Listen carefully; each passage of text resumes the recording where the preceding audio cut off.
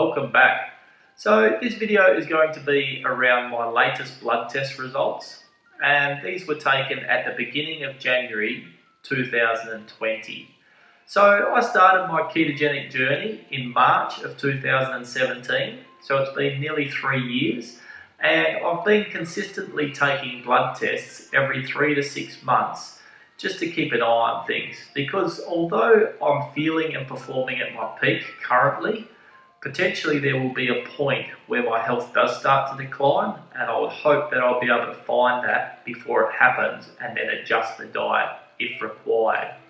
So I started on a ketogenic diet, then transitioned to a carnivore diet, and currently for the last 12 months I've been on a keto carnivore diet, and I've actually been plant-free for the last 2 years. So that's how the diet has transitioned over that period. Now, as far as blood testing goes, I've been lucky enough that I have a doctor who's on board and is more than happy to run a bunch of blood tests. So I have had extensive blood testing over this time, but in saying that, as we haven't been able to find any reason for me to change my dieting style, of recent times we've actually cut back on the blood testing because it is a major strain on the medical industry and it is a financial burden as well. So although I would love to test everything as frequently as I can, it's just not economical, so we have cut back on the blood tests. But in saying that, I still do have a fairly extensive list, so let's get into them. Firstly, we've got the hematology. Now, as far as the blood goes, everything's great except for the white cell count, and that's been generally low since I've been testing, and from what I've seen now, I actually believe that that's hereditary and it's of no concern at this point.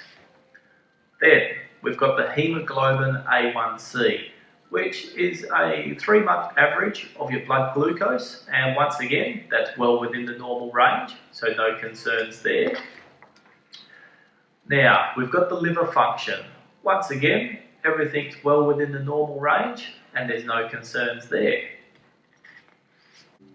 Then we've got the renal function, which is the kidneys. Once again, the urea is a little bit high, which it has been in the past, but it doesn't seem to be of any concern. So everything else is well within the reference range. Now, another interesting one, the vitamin C. So in October last year, at the end of the keto cut, it was noted that my vitamin C was extremely low. However, I didn't have any symptoms of low vitamin C. So since that point, we've been supplementing, and as you can see here, the vitamin C is in the normal range, so no concerns there. Now, the one that everybody is interested in, my cholesterol. So as you can see here, my total fasting cholesterol is 15.1 millimole, which is 3 times the recommended maximum. But my triglycerides are at 1.5 millimole, which is under the recommended maximum. My HDL cholesterol is at 1.7 millimole, which is over the recommended minimum.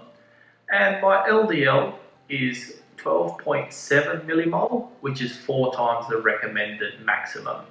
So as you can see there, basically everything is hinging on that LDL cholesterol. So that's the one that everybody's worried about, but I'll go into it a little bit further as to why I'm not concerned about that high LDL cholesterol. So another interesting one, the high sensitive C-reactive protein. So as you can see, since the end of the keto cut, my high sensitive C-reactive protein has been climbing. And from what I've seen in the past, the leaner I am and the lighter I am, the lower the inflammation in my body and the lower this high sensitive C-reactive protein score. So it is at 1.63, which is the highest I've seen since testing, and there was some concern. However, let me break it down. Before I get this blood test, usually I don't do any strenuous activities or any gym work for 2 to 3 days prior to the blood test.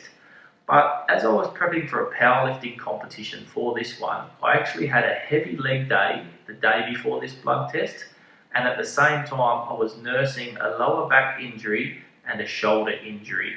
So it does make sense that this high sensitive C-reactive protein has gone up, although it's still in the average range.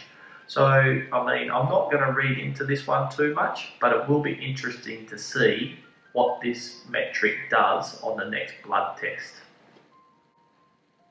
Now, as far as cardiovascular risk, another test we can do is the apolipoproteins, and specifically the A1. If the A1 is low, it is an indicator of higher cardiovascular risk. But as you can see here, at 1.93 grams per litre, it's actually high, so that puts me at a less risk of cardiovascular disease.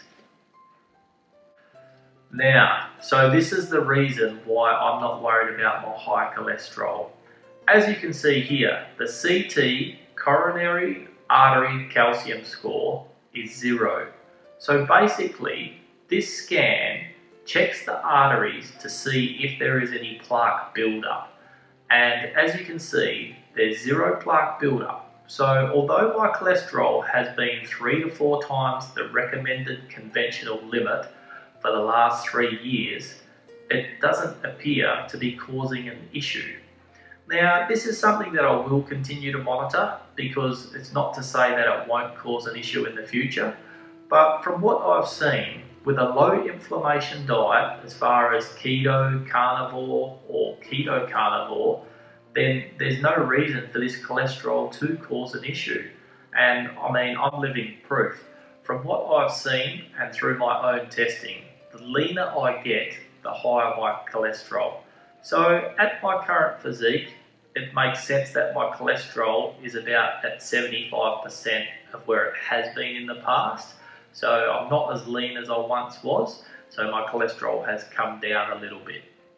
Now, as far as how I feel great, I'm performing great. I just competed in my first powerlifting competition where I was able to squat 165 kilos, bench press 100 kilos,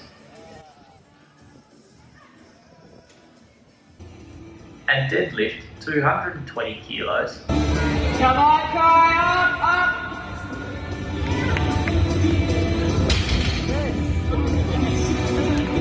It's good, 3 white lights. And actually win my weight division.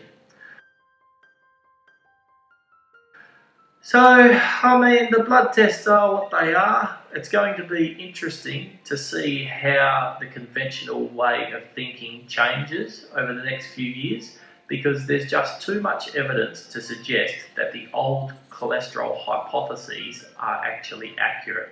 I mean, there's a lot of people in a similar situation to me, where the better they improve their health, the higher their cholesterol goes. And there's a lot of studies around to say that higher cholesterol is actually associated with longer life and better health. So, I mean, it is an interesting topic. It's definitely a controversial topic, and we can only wait and see what comes of it in the future.